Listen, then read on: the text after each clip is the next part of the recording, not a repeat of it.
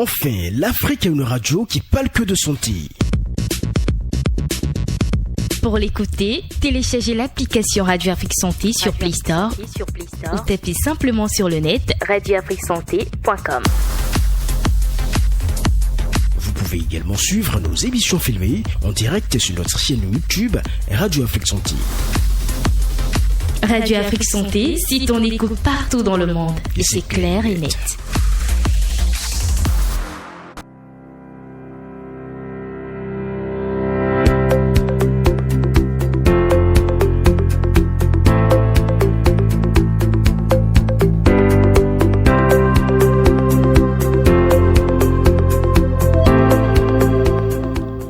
Bonsoir à toutes et à tous et merci de nous rejoindre cet après-midi pour ce numéro de votre émission en thème facile. Aujourd'hui, nous allons parler de l'ordonnance médicale. À quoi sert-elle? Vous en saurez davantage avec notre invité, Dr Abilioui Imelda. Bonsoir. Bonsoir, madame. Et ce soir avec vous, on va parler de l'ordonnance médicale. Qu'est-ce qu'une ordonnance médicale?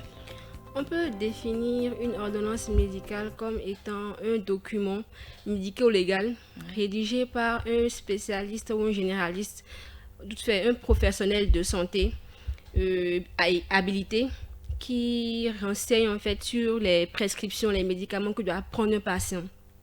C'est un document qui crée le lien. Il sert de communication, je dirais, de communication entre le patient, le médecin et le pharmacien. Donc, une ordonnance médicale crée de liens ou sert de moyens de communication entre le patient, le pharmacien et le médecin. Dites-nous, quels sont les éléments obligatoires d'une ordonnance médicale? Sur une ordonnance médicale, les éléments qu'on doit absolument voir sont les suivantes. Nous avons déjà l'identité du prescripteur, à savoir son nom, son prénom, son adresse, sa spécialité et son numéro d'ordre, que ce soit au Bénin ou dans notre pays. Nous avons également l'identité du patient, son nom, son âge, son prénom. Parfois, nous enseignons également le poids, s'il s'agit des enfants. Le poids est important. Nous avons également la signature du prescripteur et les différentes prescriptions. Donc, par rapport aux médicaments, il est important de renseigner le type de médicament, la DCI, la posologie, la forme galélique et le nombre, la quantité. Ok. Voilà. Qu'est-ce qu'une DCI, vous en parliez? La DCI, c'est un sigle, ça s'appelle dénomination commune internationale. C'est le nom du principe actif du médicament. Par exemple, on parle de Palucure. Palucure, c'est un antipaludien que nous connaissons tous. Mais Palucure, c'est le nom Palucure, c'est juste le nom commercial donné à ce médicament-là, pas le laboratoire. Donc, la forme galélique, le principe actif c'est une association d'artéméter et de luméfantrine. Donc, artéméter, luméfantrine, c'est la DCI. C'est la DCI, c'est un peu comme le paracétamol. Le paracétamol, c'est une DCI. Voilà. Et nous avons plusieurs types de paracétamol. Nous avons le Doliprane, l'Efferalgan, le Zika. Qui contient le para. Exactement. D'accord. Est-ce qu'une ordonnance peut-elle être orale? Si, mais seulement en cas d'urgence immédiate. Par exemple, en réanimation ou dans le SAMU. Par exemple, un patient vient vous voir, fait au SAMU ou aux urgences, on fait des prescriptions à la va-vite, là, tout de suite, pour pouvoir gérer l'urgence. Mais il est important que dans les plus brefs délais qui suivent, les prescriptions soient transcrites sur une ordonnance en papier, signée et en norme. L'ordonnance peut être orale dans certains cas, précisément. Parlez-nous de la durée de validité d'une ordonnance classique. Une ordonnance normale, normalement, sa durée de validité est de 3 mois. 3 mois pour les ordonnances classiques. Mais pour les ordonnances, des vers, par exemple, on peut aller à 1 an. Pour les gestes de kinésie, par exemple, on peut aller à 6 mois. 3 mois pour les comprimés, 1 an pour les verres, les lunettes et 6 mois pour les cas de kinésithérapie. Exactement. Parlez-nous de la durée maximale de délivrance des médicaments. La durée maximale de délivrance des médicaments pour les ordonnances classiques, généralement, c'est 1 mois. 1 mois maximum, maximal, c'est 1 mois. mais nous pouvons aller à 6 mois pour les gestes de kiné. Mais il est conseillé aux patients, dès que vous avez l'ordonnance, d'aller directement dans la pharmacie pour procurer les médicaments, parce que généralement, c'est après 3-4 semaines, c'est plus possible de vous fournir ces médicaments. D'accord. Et l'ordonnance sécurisée, qu'est-ce que c'est? On parle d'ordonnance sécurisée lorsque l'ordonnance est rédigée sur un papier sécurisé, c'est-à-dire qui est numéroté pour pouvoir diminuer les falsifications. Donc, c'est une ordonnance qui suit des règles bien précises. Est-ce qu'il y a d'autres types d'ordonnances? Si. Bon, nous avons par exemple l'ordonnance hospitalière restreinte, qui est une ordonnance qui est faite à l'hôpital et dont il est nécessaire de faire un suivi hospitalier obligatoire. Par exemple, dans les cas des morphiniques, l'opium, tout ça, les médicaments très sensibles. Nous avons également les ordonnances bizones. Ce sont des ordonnances particulières parce que dans les ordonnances classiques que nous avons une seule zone de prescription où nous mettons tous les comprimés. Donc, dans l'ordonnance bizone, nous avons 2 zones, une zone haute et une zone basse. Dans la zone haute, nous mettons les prescriptions dans les cas des affections de longue durée. Donc, ce sont des affections qui généralement sont remboursées à 100% par l'assurance si vous en avez. Et dans la zone basse, nous mettons les autres prescriptions ponctuelles qui sont partiellement remboursées ou non. Donc, on retient que l'ordonnance bizone se rédige en 2 volets. Exactement. Et qui peut rédiger une ordonnance médicale? Une ordonnance médicale est généralement rédigée par un médecin, qu'il soit généraliste ou spécialiste ou un chirurgien. On peut aussi avoir dans des cas exceptionnels des kinésies qui prescrivent ou des infirmières, sages-femmes peuvent en prescrire également. D'accord. Est-ce qu'une infirmière peut-elle renouveler une ordonnance? Normalement, non. Sauf cas exceptionnel ou sous une autorité particulière. Une infirmière ne peut pas renouveler une ordonnance. Et qu'en est-il des pharmaciens? Est-ce qu'un pharmacien peut, disons, modifier une ordonnance? Le pharmacien peut modifier une ordonnance uniquement lorsque le produit prescrit par le médecin est en rupture et qu'il y a une substitution. On vient de parler de la DCI. Il y a plusieurs médicaments de noms différents mais qui ont le même principe actif.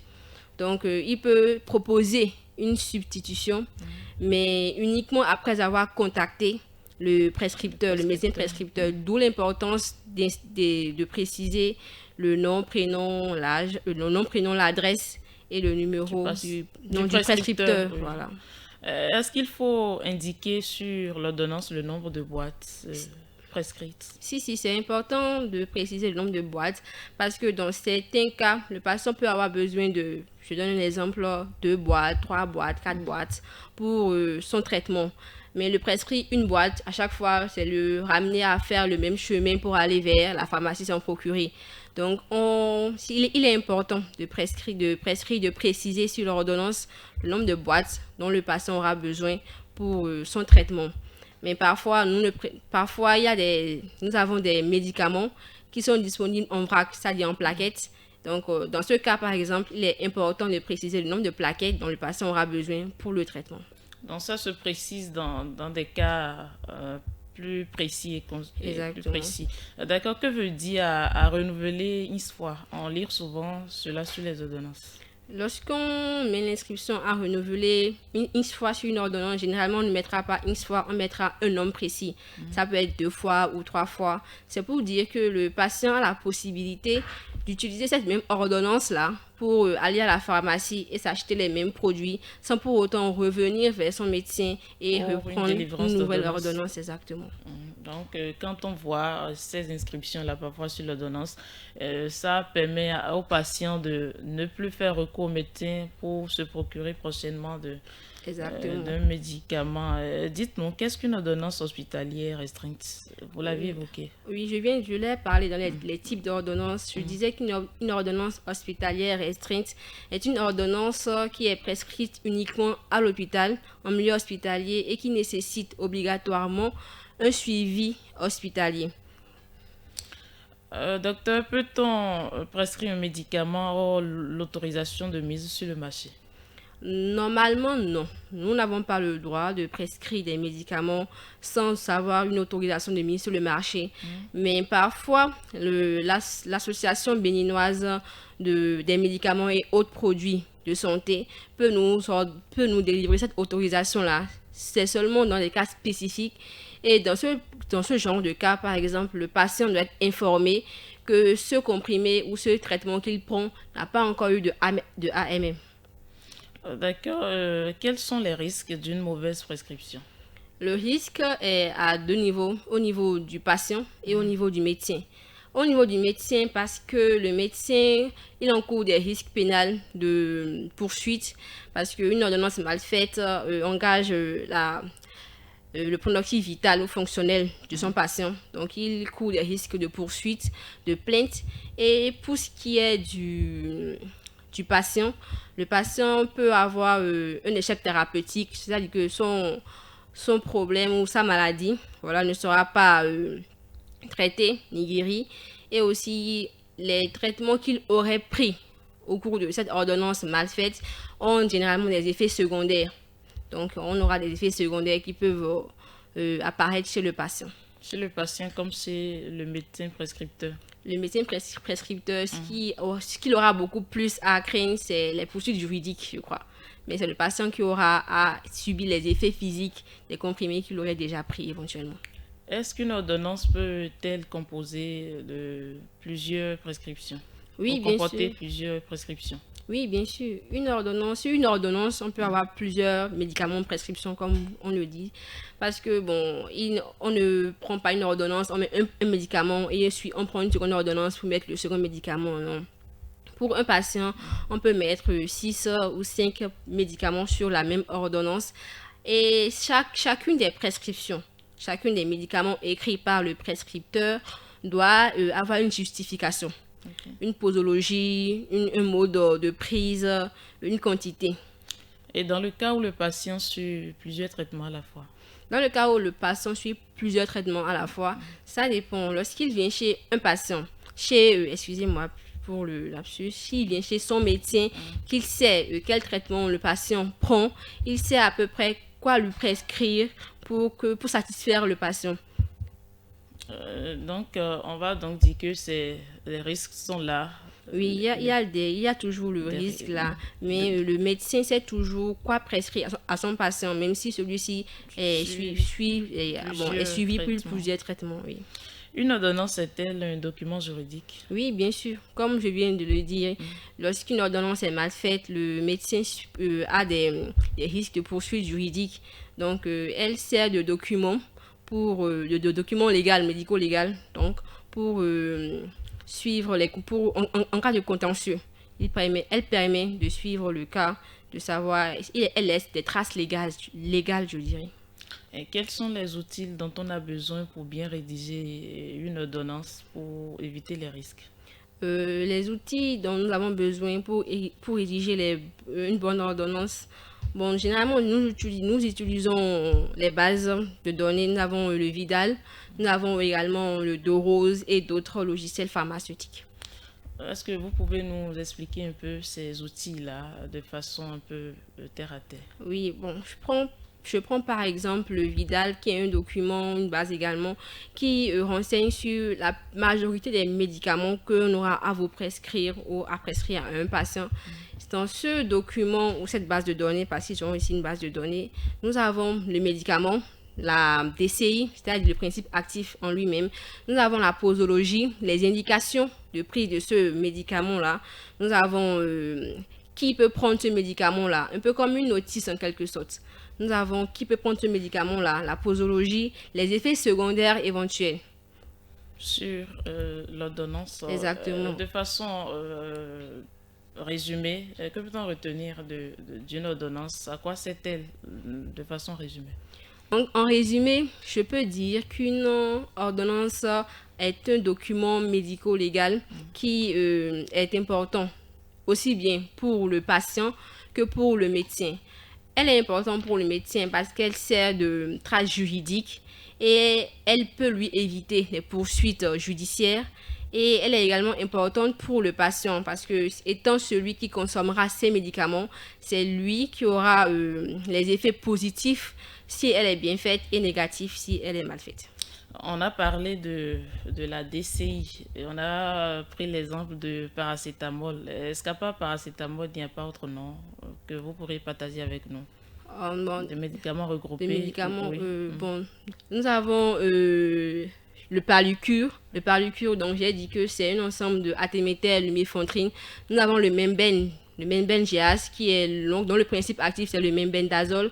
Nous avons également la metformine GAZ. Bon, elle carrément, la DCI se retrouve à peu près dans le nom commercial parce que le principe actif c'est la metformine utilisée chez les diabétiques également.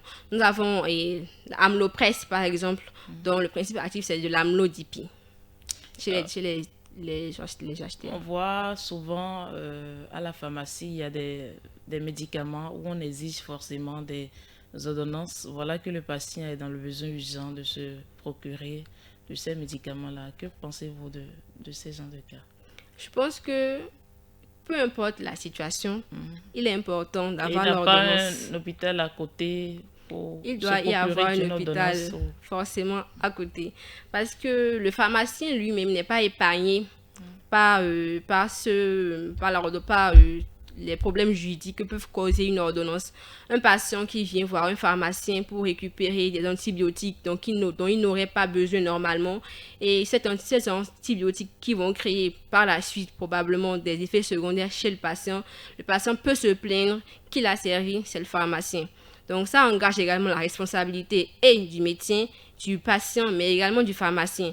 Je disais plus récemment que l'ordonnance est un moyen de communication entre le patient, entre patient, médecin et pharmacien. Alors donc il est toujours bien d'avoir son ordonnance avant de se rendre à la pharmacie dans tous les cas, à chaque fois. Mais il y a des fois où on n'a pas forcément l'ordonnance, mais le besoin se fait sentir. Le besoin se fait sentir dans ce genre de cas. Qu'est-ce que vous proposerez? Généralement, ce qui peut amener un patient tout de suite voir le pharmacien directement, ça peut être une douleur, une fièvre, un rhume. Dans ce genre de situation, nous avons des médicaments qu'on peut prescrire aux patients, qu'on peut donner aux patients sans ordonnance. Par exemple, le paracétamol, pas besoin d'ordonnance pour l'avoir. Et c'est un antalgique accessible quand même. Donc, on peut leur prescrire le paracétamol déjà et les référer vers ensuite. Le pharmacien doit le référer vers le médecin qui va faire maintenant des examens plus profonds, plus poussés pour voir de quoi le patient a réellement besoin, quitte à faire une ordonnance. Est-ce que l'ordonnance se délivre forcément à l'hôpital? Oui, bien sûr. Parce qu'une ordonnance valable doit avoir doit avoir un numéro d'ordre, une adresse, le spécialiste en question. Et un spécialiste, il travaille dans un hôpital, qu'il soit privé ou clinique, ou privé ou public. Y a-t-il de différence entre une ordonnance simple et une ordonnance bizone? Oui, bien sûr. L'ordonnance simple a une seule zone. Okay. L'ordonnance simple, nous avons les prescriptions qui sont citées et qui respectent bien sûr notre chronologique et les différentes étapes à respecter. Et dans l'ordonnance bizone, j'ai dit tout à l'heure qu'il y avait deux zones, une zone haute et une zone basse. Dans la zone haute, nous avons les prescriptions, les médicaments que le patient utilise dans les cas des affections de longue durée, les affections chroniques. Et plus bas, nous avons les prescriptions aux médicaments ponctuels que le patient peut prendre. Généralement, les prescriptions au niveau de la zone haute sont souvent 100% remboursables, tandis que celles de la zone basse sont partiellement remboursables. Ça dépend si le patient a une assurance ou pas. Est-ce que pourriez-vous revenir sur l'expression à renouveler une fois? Ok, bon, concernant l'inscription à renouveler une fois présente sur les ordonnances, la durée de validité d'une ordonnance varie. Généralement, les ordonnances simples peuvent durer jusqu'à 3 mois. Les ordonnances pour les paires de lunettes, par exemple, peuvent durer jusqu'à 1 an. Et les ordonnances pour les gestes de kinésithérapie peuvent durer jusqu'à 6 mois. Et ça, c'est la durée maximale? Oui, de validité. Et la durée minimum? La durée minimum, la durée minimum, c'est-à-dire dès le moment où vous avez l'ordonnance, vous la prenez directement. Oui. Ok, on tend pratiquement vers la fin de cette émission. Quel conseil avez-vous à donner aux auditeurs, surtout ces personnes-là qui tombent dans le piège de l'automédication sans avoir une ordonnance? Elles se rendent du moins dans les pharmacies pour se procurer des médicaments. D'accord. Concernant ça, je pourrais dire que il est important pour le patient d'avoir une ordonnance pour pouvoir avoir accès à des soins efficaces. Parce que aller directement à l'automédication est déjà un risque d'aggravation de sa santé parce que nous n'avons pas les mêmes organismes, nous ne souffrons pas des mêmes maladies. Et lorsqu'on prend tel traitement à la place de tel traitement dans son cas donné, cela peut soit aggraver la situation, soit créer d'autres complications. Donc, l'idéal pour le patient, c'est devant une suspicion de maladie, une gêne ou autre, de se rapprocher de la clinique la plus proche d'elle, privée ou publique, pour bénéficier d'un examen plus profond et bénéficier de soins plus adaptés. Votre mot de la fin rapidement. Comme mot de fin, je dirais qu'il est important que les patients comprennent que l'ordonnance est très importante pour leur bien à eux, mais également pour le bien du médecin, du pharmacien. Du coup, l'idéal pour le patient serait, pour éviter d'autres complications ou d'autres aggravations, de se rapprocher de la clinique la plus proche, comme je le disais plus tôt, pour avoir des prescriptions des médicaments plus adaptés à sa situation. Merci à vous, docteur Abiliwi Imelda. Pardon, j'espère que c'est bien prononcé. Abiliwi Imelda. Merci. Avec vous, ce soir, on a parlé de l'ordonnance de long à large. J'espère que les auditeurs ont compris et désormais, ils savent quoi faire en matière d'ordonnance médicale. Et c'est sur vos conseils que nous allons mettre un thème à cette émission. Merci à tous pour votre écoute. Prenez soin de votre santé. N'hésitez pas à poser vos questions à un professionnel. À bientôt pour un nouveau thème santé. Un thème facile vous revient lundi. Au revoir. Merci.